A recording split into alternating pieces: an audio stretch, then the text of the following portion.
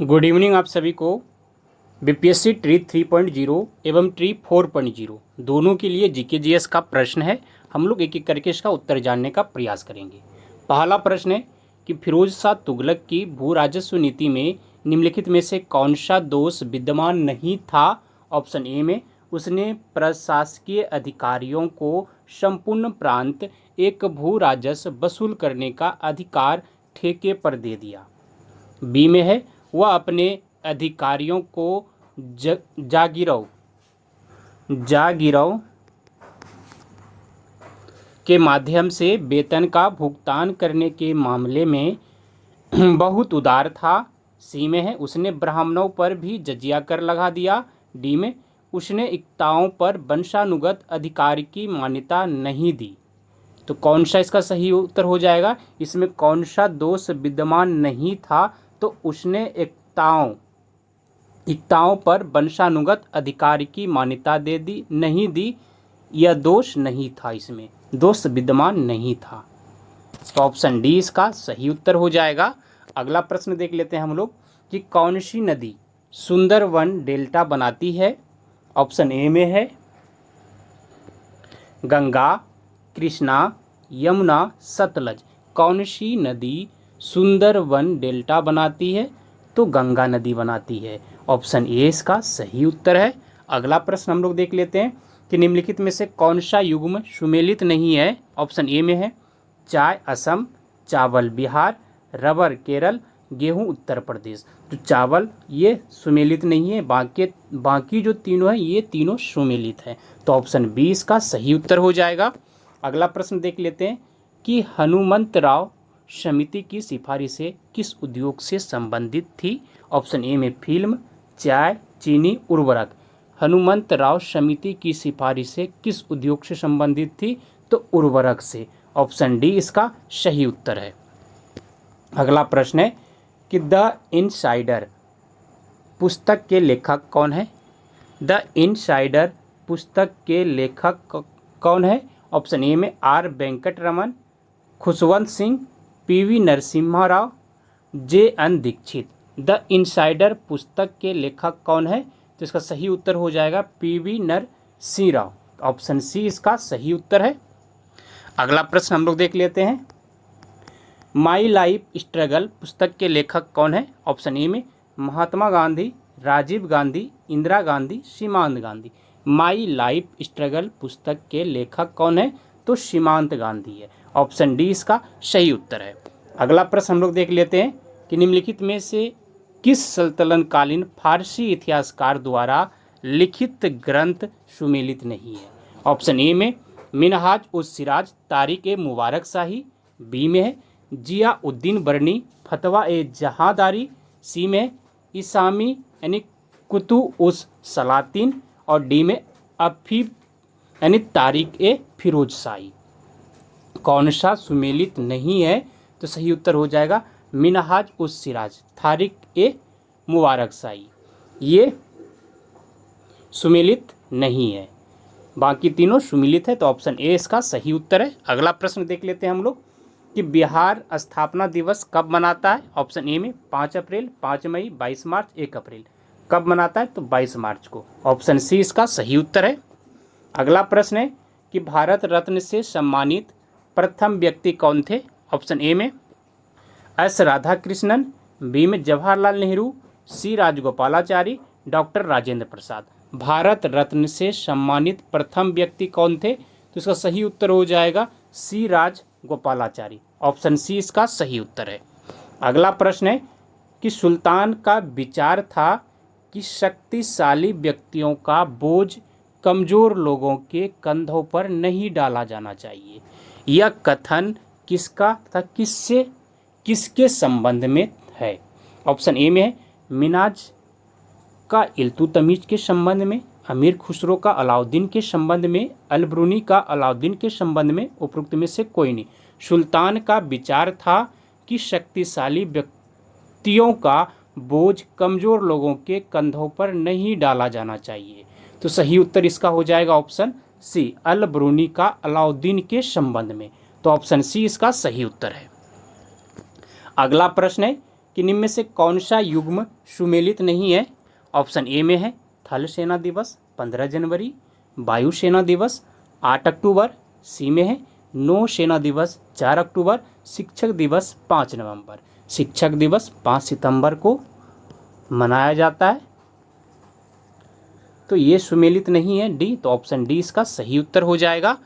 अगला प्रश्न हम लोग देख लेते हैं कि अंडे में कौन सा विटामिन होता है। Vitamin A, vitamin C, vitamin B, vitamin D. अंडे में कौन सा विटामिन होता है, तो अंडे में विटामिन सी होता है, तो ऑप्शन बी इसका सही उत्तर है। अगला प्रश्न है कि पदार्थ का सबसे छोटा कण जो स्वतंत्र रूप से अस्तित्व में रह सकता है और जिसमें मूल पदार्थ के सभी गुण मौजूद रहते हैं, उसे क्या कहा जाता है। ऑप्शन ए में आयन, अणु, परमाणु, नाभिकमा। पदार्थ का सबसे छोटा कण जो स्वतंत्र रूप से अस्तित्व में रह सकता है और जिसमें मूल पदार्थ के सभी गुण मौजूद रहते हैं, उससे क्या कहा जाता है, उसे अणु कहा जाता है। ऑप्शन बी इसका सही उत्तर है। अगला प्रश्न है कि विश्व में कार्बन डाइऑक्साइड का सबसे बड़ा उत्सर्जक देश कौन सा है। ऑप्शन ए में थाईलैंड, भारत, फ्रांस, संयुक्त राज्य अमेरिका। विश्व में कार्बन डाइऑक्साइड का सबसे बड़ा उत्सर्जक देश के बारे में पूछा जा रहा है, तो संयुक्त राज्य अमेरिका है। ऑप्शन डी इसका सही उत्तर है। अगला प्रश्न हम लोग देख लेते हैं कि निम्न में से कौन सा मानव के लिए उपयोगी है। ऑप्शन ए में है फीताकृति, सैंडवर्म, केंचुआ, रक्तवर्म। तो कौन सा मानव के लिए उपयोगी पूछ रहा है, तो केंचुआ हो जाएगा, क्योंकि ये मिट्टी को भुरभुरा कर देता है जिससे कि पानी का अवशोषण अधिक हो सके। ऑप्शन सी इसका सही उत्तर है। अगला प्रश्न हम लोग देख लेते हैं कि निम्न में से कौन सल्तनत कालीन कर नहीं था। ऑप्शन ए में है खराज या उपज के 1/10 से लेकर 1/2 भाग तक परिवर्तनशील भूमि कर जिसे गैर मुसलमानों से वसूल किया जाता था। बी में जजिया को केवल गैर मुसलमानों से ही लिया जाने वाला व्यक्ति कर था। सी में खुम्स या युद्ध के लूट का 1/5 भाग। डी में वस्तुओं की खरीद बिक्री पर कर।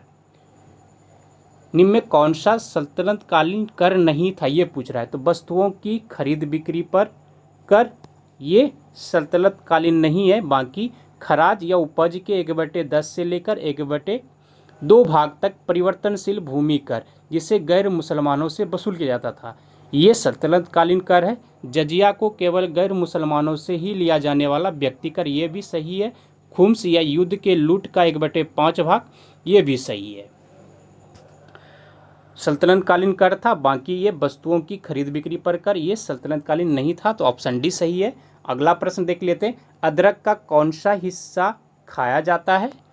ऑप्शन ए में है तना, फल, पत्ती, जड़। अदरक का कौन सा हिस्सा खाया जाता है, तो इसका सही उत्तर हो जाएगा तना।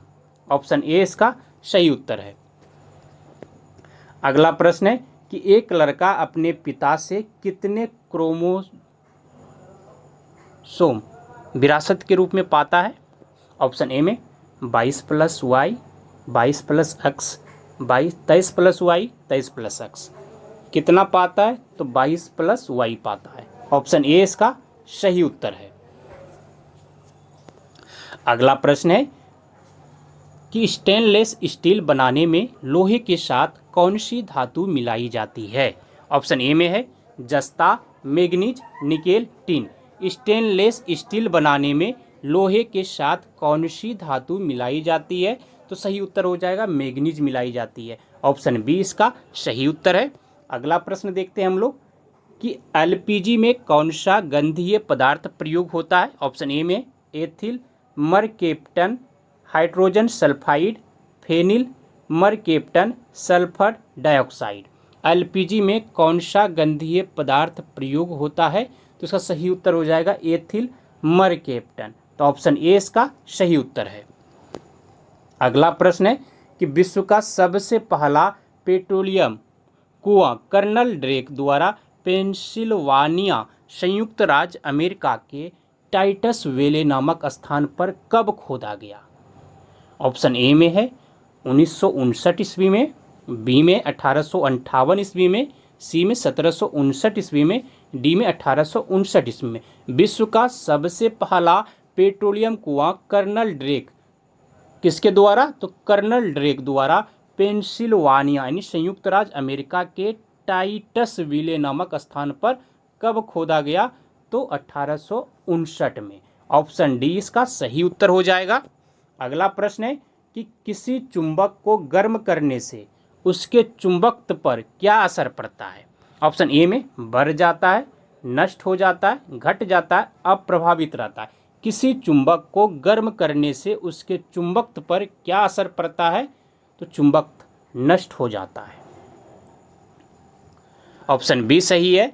अगला प्रश्न है कि निम्नलिखित में से कौन सा बायोगैस में उपस्थित नहीं है? ऑप्शन ए में methane, chlorine, hydrogen sulphide, carbon dioxide. निम्नलिखित में से कौन सा बायोगैस में उपस्थित नहीं है? तो सही उत्तर हो जाएगा क्लोरीन।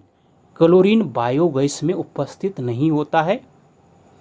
बाकी मीथेन, हाइड्रोजन सल्फाइड और फिर कार्बन डाइऑक्साइड ये उपस्थित रहता है। तो ऑप्शन बी इसका सही उत्तर हो जाएगा। अगला प्रश्न हम लोग देख लेते हैं कि बल की एसआई इकाई क्या है? ऑप्शन ए में है जूल, वाट, न्यूटन, केल्विन। बल की एसआई इकाई क्या है? तो इसका सही उत्तर हो जाएगा न्यूटन। ऑप्शन सी इसका सही उत्तर है। अगला प्रश्न है कि आँख के किस भाग पर वस्तु का प्रतिबिंब बनता है? ऑप्शन ए में तारा, आइरिस, कॉर्निया, दृष्टिपटल। आँख के किस भाग पर वस्तु का प्रतिबिंब बनता है? तो सही उत्तर इसका हो जाएगा दृष्टिपटल पर। तो ऑप्शन डी इसका सही उत्तर है। अगला प्रश्न है कि पेड़ पौधे दिन में कौन सी गैस छोड़ते हैं? ऑप्शन ए में oxygen, hydrogen, nitrogen, carbon dioxide. पेड़ पौधे दिन में कौन सी गैस छोड़ते हैं? तो वह ऑक्सीजन। ऑप्शन ए इसका सही उत्तर है।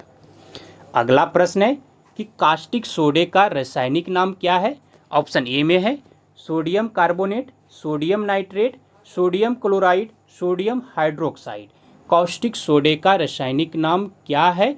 तो वह सोडियम हाइड्रोक्साइड। तो ऑप्शन डी इसका सही उत्तर हो जाएगा। अगला प्रश्न हम लोग देख लेते हैं कि किस क्रिया द्वारा पौधे सूर्य के प्रकाश में क्लोरोफिल की मदद से भोजन तैयार करता है? ऑप्शन ए में प्रकाश संश्लेषण, आयनीकरण, न्यूट्रिशन, डिफ्यूजन। किस क्रिया द्वारा पौधे सूर्य की प्रकाश में क्लोरोफिल की मदद से भोजन तैयार करते हैं? तो सही इसका उत्तर हो जाएगा प्रकाश संश्लेषण की मदद से। तो ऑप्शन ए इसका सही उत्तर है। अगला प्रश्न हम लोग देखते हैं कि मानव शरीर में यूरिया की अधिकतम मात्रा किसमें पाई जाती है? ऑप्शन ए में है रक्त, मूत्र, हृदय, पसीना। मानव शरीर में यूरिया की अधिकतम मात्रा किसमें पाई जाती है? तो मूत्र में। ऑप्शन बी इसका सही उत्तर है। अगला प्रश्न देखते हैं हम लोग कि स्वप्न वासवदत्ता के लेखक कौन है? ऑप्शन ए में है कालिदास, भवभूति, भास, राजशेखर। स्वप्न वासवदत्ता के लेखक कौन है? तो इसका सही उत्तर हो जाएगा भास। ऑप्शन सी इसका सही उत्तर है। अगला प्रश्न है कि मनसबदारों की संपूर्ण आय के दावे में 1/4 की कटौती अमीरों के निम्नलिखित वर्ग से जुड़ी थी। ऑप्शन ए में है खानाजाद, राजपूत, विदेशी, दक्कनी। मनसबदारों की संपूर्ण आय के दावे में 1/4 की कटौती अमीरों के निम्नलिखित वर्ग से जुड़ी थी। तो सही उत्तर इसका हो जाएगा राजपूत से। ऑप्शन बी इसका सही उत्तर है। अगला प्रश्न है दो अस्पा व सिंह अस्पा पद सर्वप्रथम किसके शासनकाल में लागू किए गए? ऑप्शन ए में हुमायूं, जहांगीर, अकबर, शाहजहां। तो सही उत्तर इसका हो जाएगा जहांगीर के काल में दो अस्पा व सिंह अस्पा पद सर्वप्रथम लागू किए गए। तो ऑप्शन बी इसका सही उत्तर है। अगला प्रश्न है कि दिल्ली सुल्तानों के अंतर्गत अधिकारियों को नियत की गई भूमि के लिए निम्न शब्द का प्रयोग किया जाता है। ऑप्शन ए में इक्ता, खालसा, जागीर, तुयूल। तो सही उत्तर इसका हो जाएगा इक्ता। ऑप्शन ए इसका सही उत्तर है। अगला प्रश्न है कि निम्न में से किस जागीर का हस्तांतरण नहीं किया जा सकता है। ऑप्शन ए में वतन जागीर, इक्ता, तनख्वाह जागीर, खालसा। निम्न में से किस जागीर का हस्तांतरण नहीं किया जा सकता है, तो सही उत्तर इसका हो जाएगा वतन जागीर। ऑप्शन ए इसका सही उत्तर है।